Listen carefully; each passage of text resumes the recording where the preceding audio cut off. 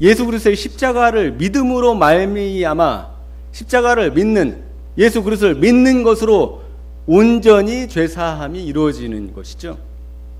그럼에도 불구하고 서서히 이 세례라는 것이, 침례라는 것이 이 의미가 왜곡되어서 이제 의식화됩니다. 그것이 침례, 그 세례가 죄사함이다. 그리고 예수를 믿는다 해도 세례를 받지 않으면, 혹은 침례를 받지 아니하면 그 사람은 성령의 은총도 받지 못하고 죄사함을 받지 못한다. 그럼 어떻게 됩니까? 지옥에 가는 거죠. 죄사함을 받지 못한다는 것이, 죄사함을 받지 못하면 지옥에 가는 것이죠. 즉 뭐로 변질됐냐면은 침례나 세례를 받지 않으면 죄사함을 받지 못한다는 것으로 이제 변질된 것이죠. 그래서 기독교가 AD 313년 공인이 되고, 그 다음에 380년 로마의 국교가 되었을 때부터 이제 기독교는 완전히 초대교회의 정신이나 이런 것들을 상실하게 됩니다. 그래서 보면은 우리가 니케아 신조 325년이면은 그나마 이제 기독교가 공인된 지 얼마 되지 않은 상태였습니다. 그죠? 그때 이제 니케아 신조와 그 다음에 380년에 기독교가 로마의 국교가 됩니다. 그러니까 313년에 공인이 되고요. 그 다음에 380년에 완전히 로마의 국교가 됩니다. 로마 국교. 그래서 381년에 니케아 콘스탄티노플 신조를 보면은 우리가 아주 재밌는 거를 발견할 수 있습니다. 어떤 걸 발견할 수 있냐면은 여기 보면은 다른 내용들은 뭐 거의 비슷하고요. 여기 밑에 보면은 죄를 씻는 유일한 세례를 믿으며 라는 문구가 추가됩니다. 뭐가 죄를 씻는다고요? 예, 세례나 침례가 죄를 씻는다고 이제 명문화가 된 것이지요. 그리고 교리화가 된 것이지요. 그거를 암브로스가 그대로 인용을, 그리고 암브로스의 문헌에서 얘기를 하고 있는 것입니다. 그러니까 예수를 믿는다 해도 세례를 받지 않으면, 그리고 침례를 받지 않으면 죄사함을 받지 못한다. 그러니까 예수 믿는 것이 죄사함의 원천이 아니라 침례가 혹은 세례가 죄사함의 원천이다 라고 이제 교리적으로 변질이 이제 되게 되는 것입니다.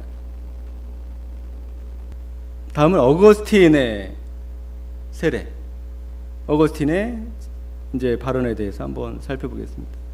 그래서 암브로스로부터 침례를 받았죠, 어거스틴이.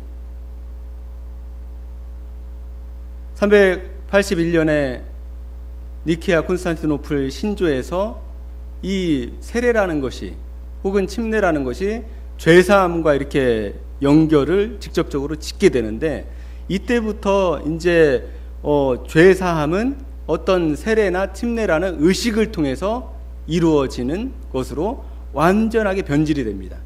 그래서 예수 그리스도를 믿음으로 말미암아 구원을 받는 것이 아니라 침례나 세례를 받음으로 말미암아 구원을 받게 되는 교리가 이제 세워지게 되는 것이죠. 그것이 이제 로마 카톨릭에 들어와서 중세 암흑 시대 이후로부터 지속적으로 지금 이 시대 이 시간까지도 로마 카톨릭에서는 이 세례를 받지 않고서는 죄사함을 받지 못하는 그런 상황이 발생하게 됩니다. 그래서 어거스틴은 이렇게 얘기를 합니다. 갓난 아이들까지도 그리스도의 은혜에 의해서 마귀의 속박에서 구출된다는 것은 바로 교회의 성례전이 분명히 보여줍니다. 그들이 세례를 받음으로써 죄를 용서받는 것은 허황된 이야기가 아니라 믿을 만한 참된 신비입니다. 이렇게 얘기를 합니다. 어거스틴은 최초로 원죄 개념을 도입을 했습니다. 그래서 아이에게 원죄가 있게 돼서 아이가 원죄가 있기 때문에 아이가 그냥 세례를 받지 않고 죽게 되면 지옥에 간다, 이런 교리를 확립해서 갓난 아이들, 그러니까 유아에게 반드시 세례를 줘야 한다는 교리를 정립한 사람이죠. 그래서 여기서 보면은 세례를 받음으로써 죄의 용서를 받는다. 세례를 받음으로써. 그러니까 회개하고 그리고 예수 그리스도를 믿음으로가 아니고, 유아들이 회개하고 예수 그리스도를 믿을 수 있습니까? 갓난장이들이? 없지요. 그렇기 때문에 의식 자체가 죄를 사해 준다는 것으로 완벽하게 왜곡이 된 거죠. 의식 자체가. 그리고 어린 아이들뿐만 아니라 어른들도 예수 그리스도를 믿음으로 말미암아 구원을 받고 죄사함을 받는 것이 아니라 세례, 침례를 받음으로 말미암아 죄사함을 받는 것으로 완전히 변질되게 됩니다. 그래서 밑에 보면은 어거스틴이 또 이런 말을 합니다. 세례는 타고난 오점, 즉 원죄를 제거하기 위해서 제정된 은사다. 세례는 언행심사로 지은 모든 죄까지도, 그리고 즉 원죄와 개인 자신의 모든 죄를 제거해서 세례와 함께 인간의 회복이 시작됩니다. 어거스틴에게 구원이라는 것은 이신칭의가 아니었습니다. 그러니까 믿음으로 말미암아 구원을 받는다는 그 복음, 그 바울의 복음이 언제부터 사라지게 됐냐면은 2세기, 3세기부터 점점 변질이 돼서 나중에 3세기 이후 4세기가 되면은 어떻게 되냐면은 세례를 받아야만이 구원을 받는다. 의식이 곧 죄사함이 되는 것으로 변질이 되게 됩니다. 교회사 가운데. 그래서 이때부터는 예수 그리스도를 믿음으로 말미암아 구원을 받는 것이 아니라 어떤 의식을 치름으로 말미암아 의식 자체가 이제 죄사함이 되는 것으로 완전히 변질이 됩니다. 그리고 이 어거스틴이 그 당시에 가장 영향력이 있었던 교부였습니다.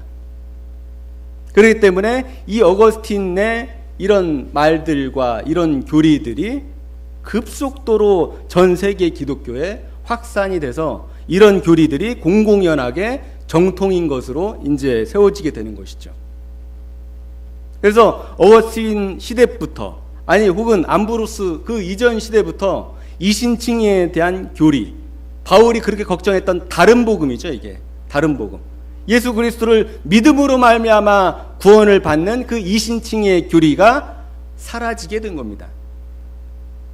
그 핵심적인 인물이 누구였냐? 어거스틴이었습니다. 어거스틴은 세례 구원을 주장했습니다. 침례 구원을 주장했습니다. 믿음으로 말미암아 구원을 받는다는 그 교리를 몰랐던 사람입니다.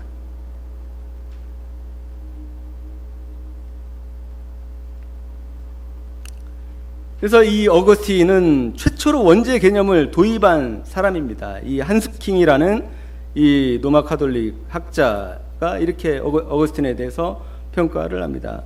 아우구스티누스는 아담의 원죄를 역사적으로, 심리적으로, 성적으로 해석했다. 바울과는 전혀 상반되게. 여기서 뭐라고 합니까? 바울과는 전혀 상반되게. 이게 로마 카톨릭 유명한 학자가 이 어거스틴에 대해서 이렇게 얘기를 하고 있는 겁니다. 바울과는 전혀 상반되게. 아우구스티누스는 원죄란 곧 성적으로 결정되는 죄라고 생각했던 것이다. 그는 이 원죄가 성행위 및 이와 결부된 자기중심적 욕구, 곧 육체 욕망을 통해 새로 태어나는 모든 사람에게 전염된다고 이해했다. 따라서 이 신학에 의하면 모든 신생아는 세례를 받아 죄를 씻기 전에 이미 영원한 사람에 이르는 죄를 범한 희생자들인 것이다. 그러니까 이 유아들도 그 원죄를 물려받았기 때문에 그 원죄를, 죄를 씻지 않으면은 지옥에 간다는 말이죠. 그렇기 때문에 유아 세례라는 것이 필수적으로 반드시 해야만 하는 그런 교리로 확립이 되게 됩니다. 그래서 이 모든 것의 결과로 어떤 고대의 저술가보다 더 날카롭고 분석적인 자아 반성의 능력을 보여주었던 아우구스티누스는 서구 전체 카톨릭 교회에 동방 기독교는 알지 못했던, 동방 기독교는 지금의 그리스 정교회나 동방 정교회를 말합니다. 로마 카톨릭 서구 서방 교회와 동방 교회로 나눠졌죠. 이 동방 교회는 전혀 알지 못했던 원죄 교리를 유산으로 남겨주게 되었다. 동시에 성적 리비도로서의 성욕을 결정적으로 비방하게 되었다. 이 어거스틴이 이 성행위로 인한 어떤 아이들에게 원죄라는 그것이 물려진다라는 개념을, 원죄 개념을 최초로 도입을 했고, 아이들이 그러기 때문에, 죄가 있기 때문에 유아들이 세례를 받지 않고 죽으면은 지옥에 간다, 이런 교리를 확립한 사람입니다. 그래서 유아 세례의 창시자라고 할 수가 있죠. 유아 세례의 창시자 어거스틴이. 원죄의 개념부터 시작된 것입니다. 원죄의 개념, 유아 세례라는 것은. 근데 성경에 원죄, 자범죄, 우리가 어렸을 때 많이 들었는데 성경에는 죄 외에는 없습니다. 죄. 원죄, 자범죄라는 게 개념 자체가 없습니다.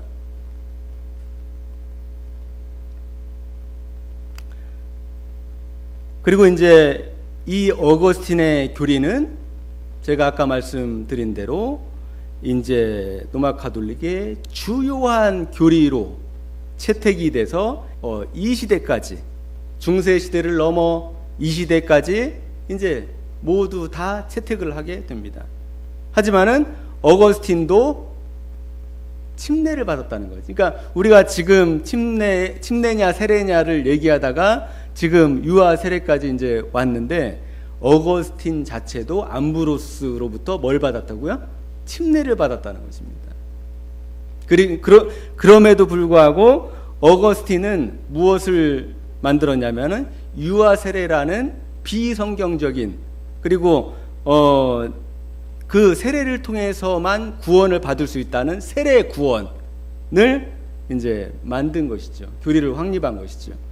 그것이 2000년 기독교 역사 가운데 가장 끔찍한 교리가 된 것이죠. 가장 위험한 교리가 탄생한 것입니다. 그렇기 때문에 이 존 칼빈이 이제 유아 세례에 대해서 이렇게 얘기를 합니다. 근데 이 어거스틴도 동일하게 얘기를 했습니다. 어거스틴은 더 심하게 얘기를 했죠. 어거스틴은 유아 세례가 곧 유아의 죄사함, 유아의 중생, 유아가 구원받는 유일한 길, 유아뿐만이 아니라 성인 세례도 마찬가지입니다. 성인이 세례를 받는 것이 유일한 구원의 길이라고 얘기를 한 것이죠. 근데 칼빈의 경우도 어거스틴보다는 의미를 적게 두었지만은 그 유아 세례라는 것이 중생의 개념을 포함하고 있다라고 얘기를 합니다.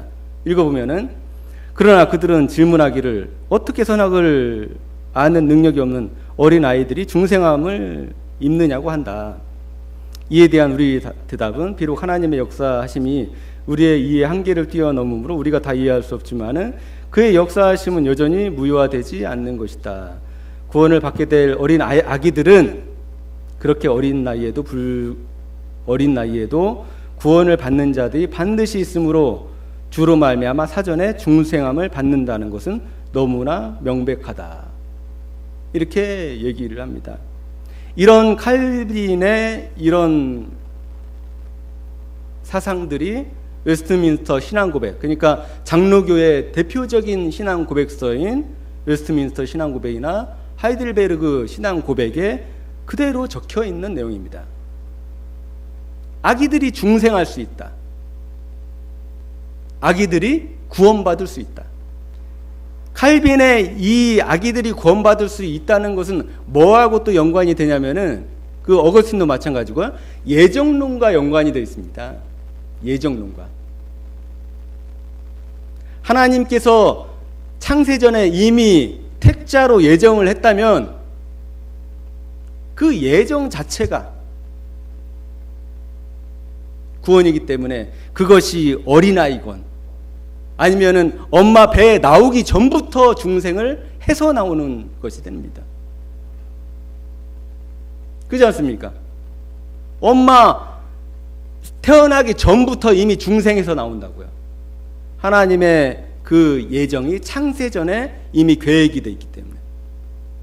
그래서 이 많은 사람들이 존 칼빈이 유아 세례를 통한 중생을 얘기했다라는 것을 잘 알지 못합니다. 부정합니다. 왜냐하면 이게 그 당시에는 이게 어느 정도 설득력이 있는 그런 생각이었는지 모르지만 지금 이 시대에 이런 말이 통하지가 않죠.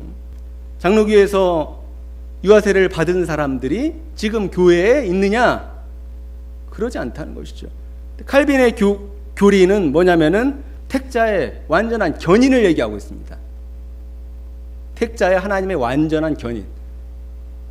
그렇기 때문에 하나님이 한번 예정한 사람은 그가 어떠한 형태, 어떠한 모습으로 있든지 구원을 받게 되는 것이죠.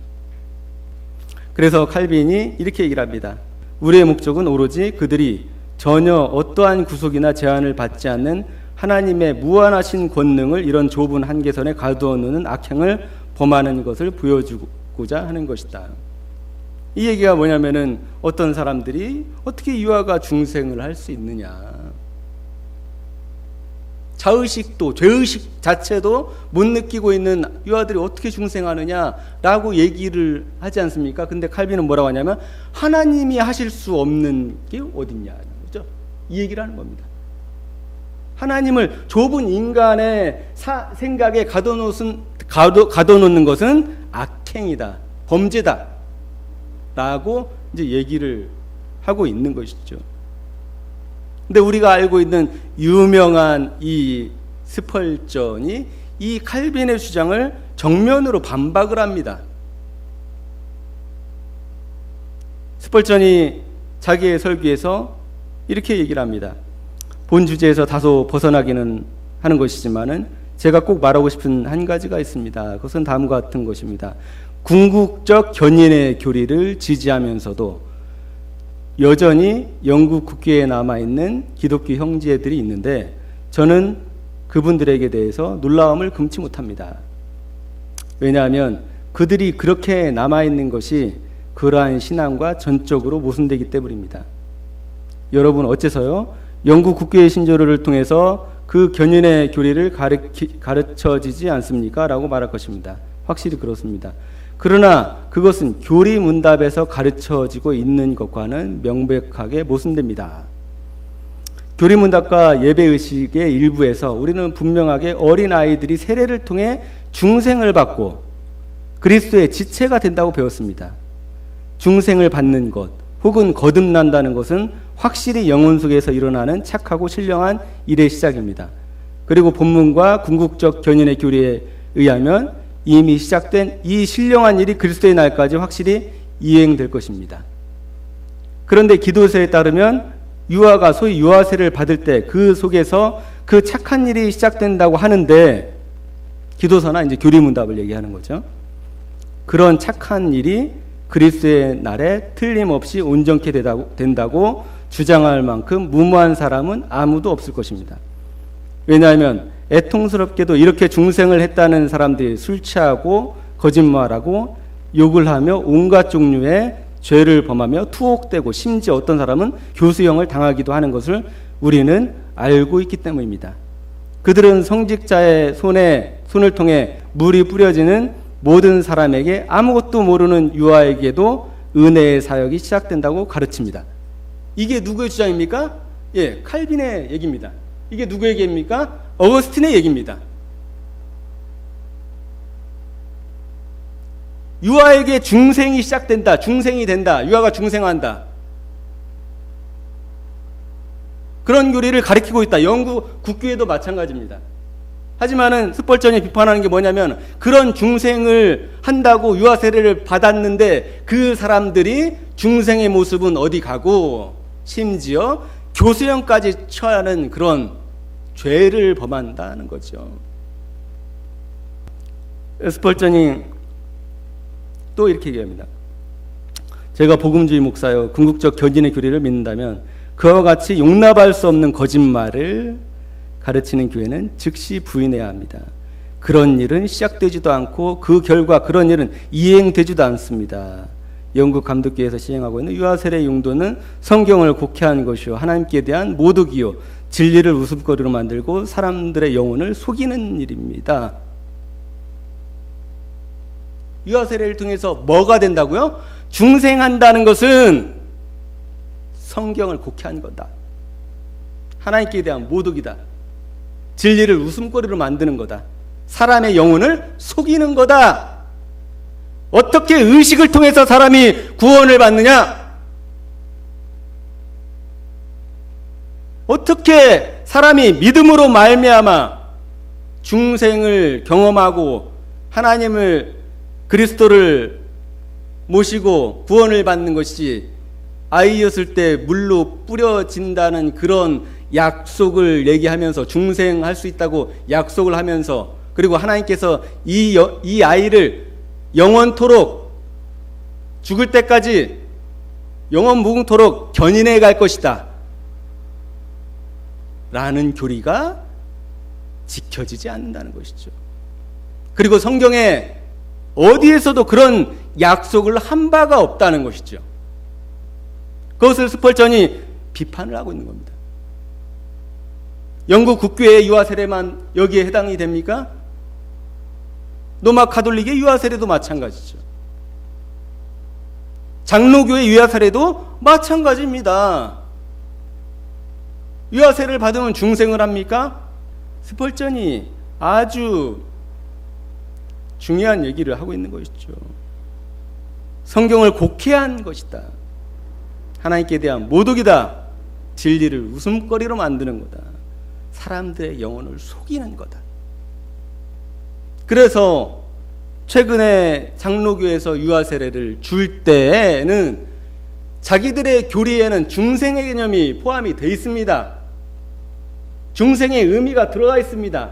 하지만은 어느 누구도 유아세례를 주면서 이 아이가 중생을 할 거야. 하나님이 아마 계속 구원을 지켜서 보존해 주실 거야 라고 믿는 목사들은 하나도 없습니다. 하지만 이 시대, 종교의 암흑 시대, 바로 그 뒤인 종교개혁 시대까지도 저런 어거스틴의 사상이 그대로 남아서 칼빈이 왜 어거스틴의 사상을 그렇게 힘있게 얘기할 수 있었느냐? 그 당시에 어거스틴은 곧 바울의 말이었습니다.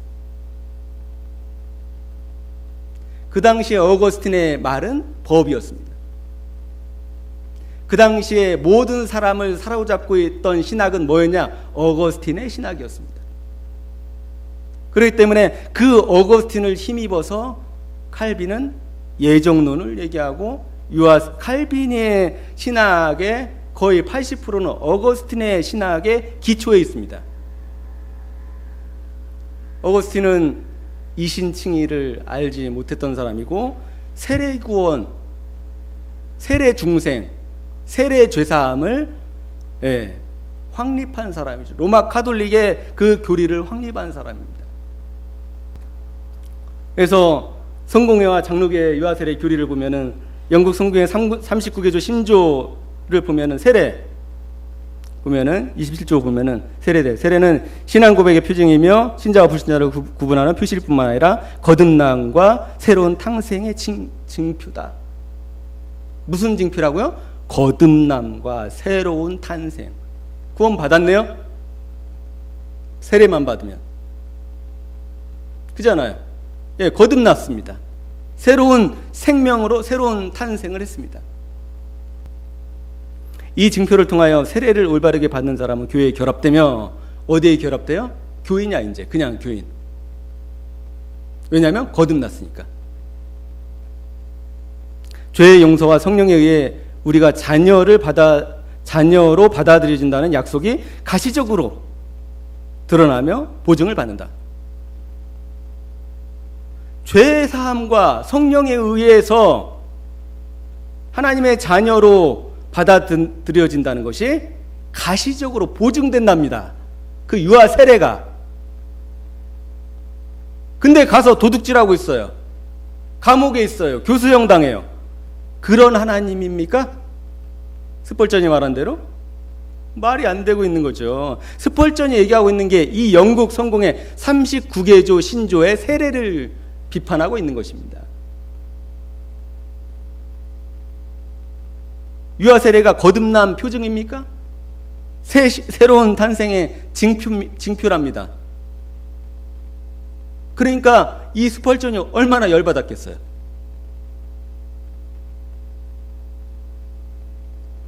그리고 하나님께서는 하나님께 바치는 기도를 통하여 신앙은 굳어지고 은총이 더해진다. 유아 세례는 그리스도의 제정하신 것에 가장 잘 조화되는 것으로서 교회 안에서 무슨 일이 있어도 보존돼야 된다.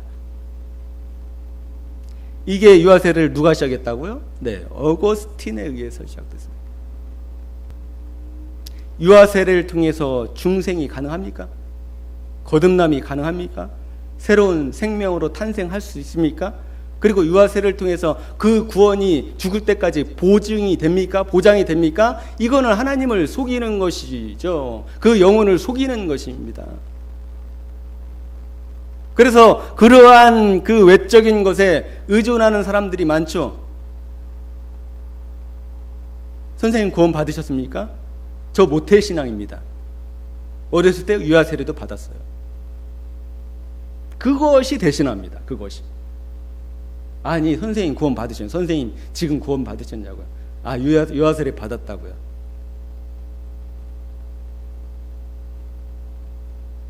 영혼을 속이는 거죠.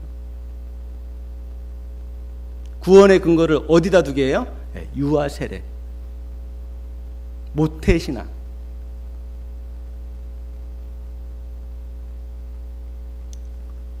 장로교회 교리를 보면은 하이델베르그 교리 문답, 웨스트민스터 신앙 고백과 이제 장로교회 주요한 교리 문답입니다. 제 73번 보면은 유아들도 세례를 받아야 합니까? 답 그렇습니다. 그것은 유아들도 어른과 마찬가지로 하나님의 언약과 교회에 속하였고 또한 어른들 못지않게 유아들에게도 그리스도의 피에 의한 속죄와 믿음을 일으키는 성신이 약속되었기 때문입니다. 지금 영국 성공의 39개 신조와 지금 장로교의 하이델베르그 신조와 거의 흡사합니다. 뭐가 약속되어 있다고요? 그리스도의 피에 의한 속죄, 그 다음에 믿음을 일으키는 성신의 약속.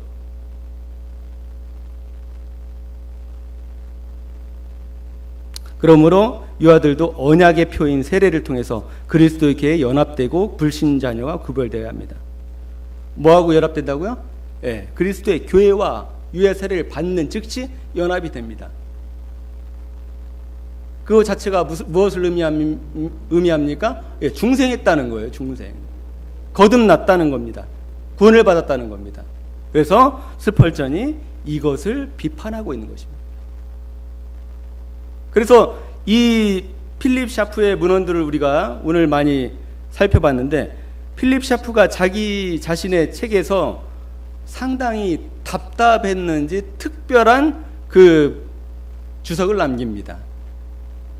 이 특별한 주석이라고 해서 밑에 있는 것이 아니라 필립 샤프가 본문에 이렇게 설명을 합니다. 어떻게 설명하냐면, 그리스 교회와 로마 교회가 제가 있고 몇 가지 중요한 점을 수정한 뒤에 루터 교회와 성공회도 받아들인 교부들의 세례 교리를 검토할 때 유념해야 될 점은 처음 3세기 동안 그리고 심지어 콘스탄티누스 시대조차 어른 세례가 관례였다는 점과,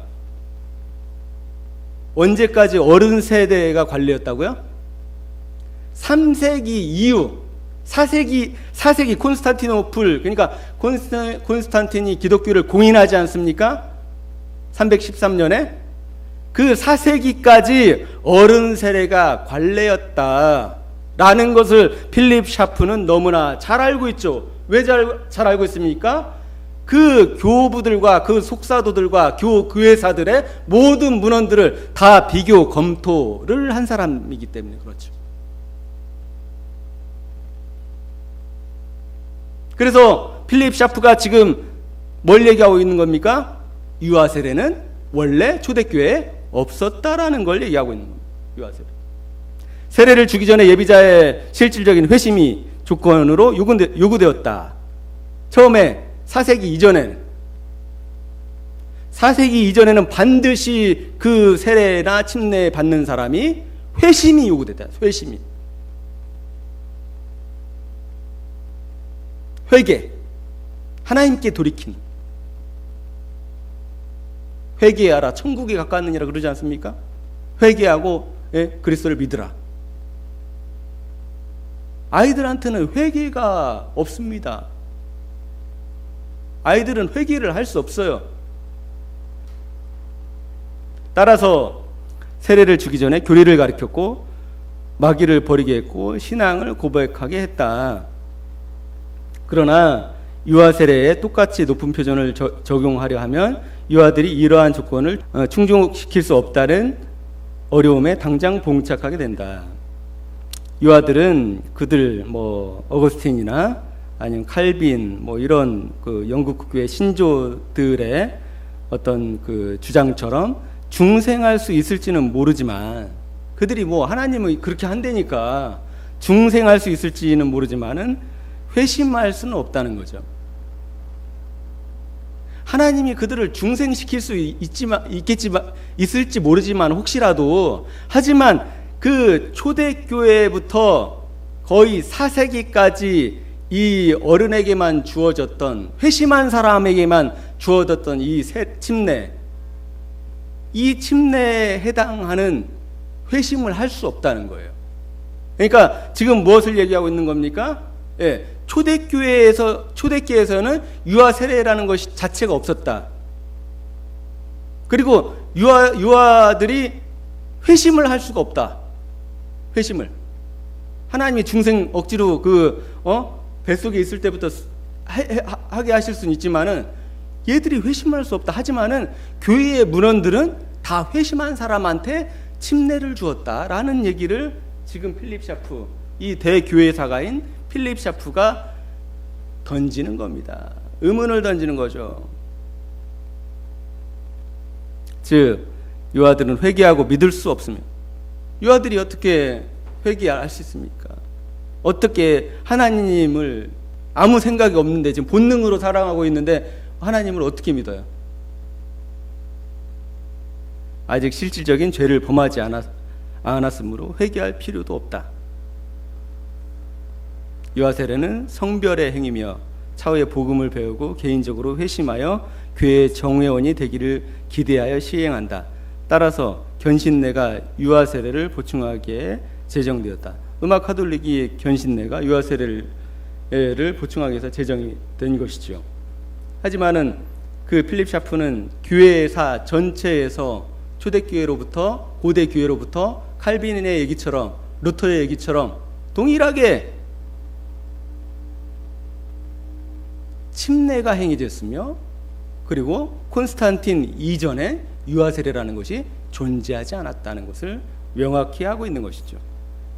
그리고 또 이어집니다. 오거스틴에 대해서 이 필립 샤프가 비판을 합니다. 어떤 비판이냐면 아우구스티누스가 처음으로 분명히 해설한 엄격한 로마 카톨릭 교회에 세례받지 않고 죽은 아이들이 아담의 죄에 근거하여 지옥에 떨어지며 따라서 세례를 받으려면 구원을 받으려면 절대적으로 세례를 받아야 한다고 규정한다. 이것은 두렵지만 거짓된 교리다. 뭐라고요? 거짓된 교리다. 거짓된 교의다.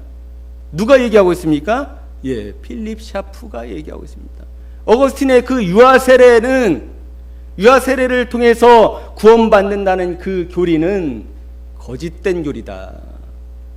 왜 그렇습니까? 지금 왜 어거스틴을 얘기하고 있습니까? 어거스틴 이전에는 거의 유아 세례가 없었거든요. 그리고 원죄 개념을 도입해서 유아 세례를 시작했거든요. 그래서 유아 세례를 받지 않으면 지옥에 떨어진다고 얘기를 했거든요. 하지만 그것은 거짓이다라는 거죠.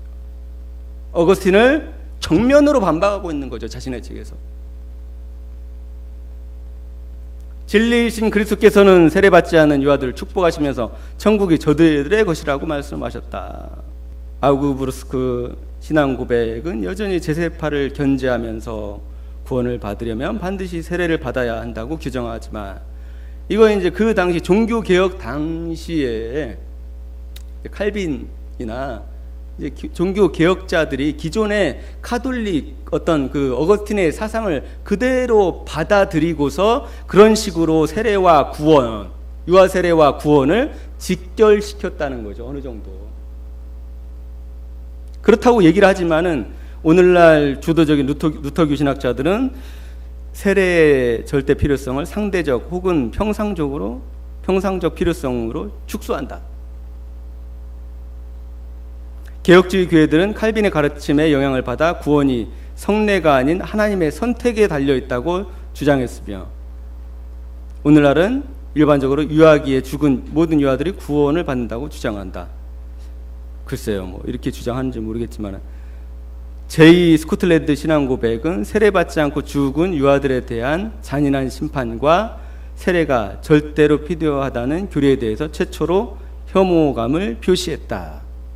이렇게 되어 있습니다.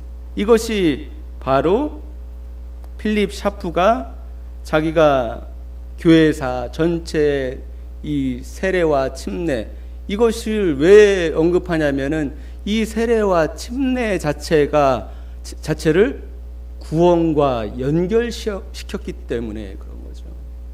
이 침례와 세례 문제, 유아 세례 문제는 작은 문제가 아닙니다. 그래서 침례교회는 절대 유아 세례를 인정할 수가 없기 때문에 장로교회와 대척점에 있는 겁니다. 장로교회 사람들은 이 유아 세례가 그리스도께서 제정한 것이다. 초대기 이후부터 유아 세례가 행해졌다. 이렇게 어거지를 쓰지만 우리가 찾을 수 있는 어떠한 문헌도 없다는 것이죠. 이 유아 세례에 대한 근거가 가장 필요한 곳이 어디겠습니까? 로마 카톨릭입니다. 로마 카톨릭은 유아 세례 즉 구원, 유아 세례 즉 죄사함, 세례를 받지 않으면 결코 죄사함이 없거든요. 로마 카톨릭이 이런 문서가 필요합니다. 하지만은 어떠한 문서도 없습니다. 필립 샤프의 말처럼 4세기 이전에 유아 세례가 행해졌다, 혹은 세례가 행해졌다라는 어떠한 문서도 없다는 것이죠. 그래서 우리 침례교에서는 유아 세례가 비성경적이라고 정의합니다. 그 다음에 세례도 비성경적이라고 정의합니다. 왜냐? 성경이 침례를 얘기하고 있고요. 그 다음에 그 성경에 밥티즈바라는 원어가 잠그다, 침례를 얘기하고 있고요. 그 다음에 교회사 전체가 침례를 행했다고 자기들의 신학자 아버지인, 자기들의 개혁자 아버지인 칼빈조차, 루터조차 그것을 인정하고 있다는 것이죠. 침례가 맞습니까? 세례가 맞습니까? 라고 물어보면 아무 생각이 없습니다. 그것이 중요하지 않습니다. 중요하게 생각하지 않습니다. 하나님의 말씀, 세례면 어땠고 침례면 어때? 나는 그런 거 신경 안 써. 목사님이 거짓말만 안 치면 됩니다. 죄만 안 지면 됩니다. 좀 검소하게 살았으면 좋겠습니다. 오늘날 이 교리에 대한 논쟁, 교리가 왜 중요한지 따지지 않는 세대에 살고 있습니다. 무엇이 옳으냐, 무엇이 그르냐를 따지지 않는 세대에 살고 있습니다. 우리가. 그것은 무엇을 말하느냐? 성경 자체에 의미를 두지 않는다는 것이죠. 성경 자체의 의미를 두지 않습니까? 세례? 침례? 아유, 침례교회는 침례를 받는 거고 세례교회는 세례를 받는 거고 침례든 어떻고 세례든 어때? 그렇게 그것에 관심이 없는 사람들한테는 뭐가 관심이 없습니까? 예, 그 사람은 구원에도 관심이 없습니다. 이 침례교회에서 이 침례와 세례 문제는 복음 다음으로 중요한 문제입니다. 이 미국의 침례교회에서는 이 복음 다음으로, 예수 그리스도의 복음 다음으로 침례냐 세례냐는 상당히 중요한 것입니다. 왜냐? 성경대로 따르느냐 따르지 않느냐라는 하나의 지표가 되기 때문에 그렇죠. 성경을 네가 있는 그대로 믿느냐 안 믿느냐라는 하나의 지표가 되기 때문에 그렇죠. 그것을 경히 여기는 사람이 구원에 대해서 중히 여길까요? 성경에 대해서 경히 여기는 사람이, 교리에 대해서 경히 여기는 사람이 복음에 대해서, 자기 구원에 대해서 중히 여길까요? 중히 여기지 않습니다. 왜냐하면 성경에 대한 태도는 그 사람의 구원에 대한, 그리고 하나님에 대한, 그리고 자신의 영혼에 대한 태도이기 때문에 그런 거죠. 성경이 무엇을 얘기하고 있습니까? 지금까지 쭉 봤지만 침례를 얘기하고 있습니다. 비성경적인 유아세례, 비성경적인 세례. 우리나라의 침례교 신학이 미국처럼 발전했다면 상호 간의 비판과 견제를 통해서 성도들이 다양하고 많은 풍성한 것들을 이해하고 얻고 경험하고 누릴 수 있습니다. 하지만은 누구도 이 침례와 세례에 대해서 얘기를 안 합니다. 중요하게 생각하지 않습니다. 하지만은 우리가 오늘 보았듯이 성경은 침례를 얘기하고 있다.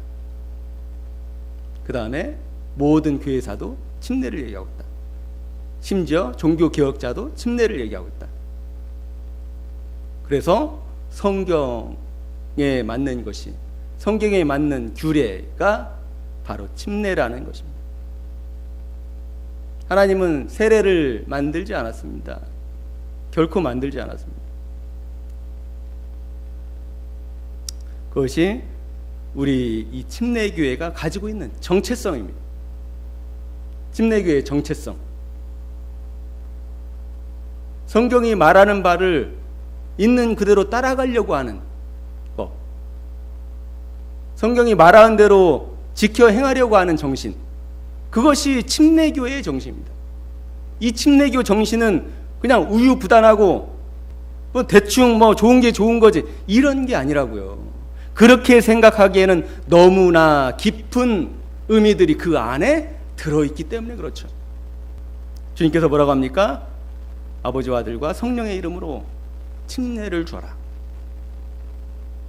세상 끝날까지 너희와 함께 있겠다. 그래서 오늘은 침례와 세례, 그 다음에 유아 세례의 근원에 대해서 잠깐 살펴보았습니다.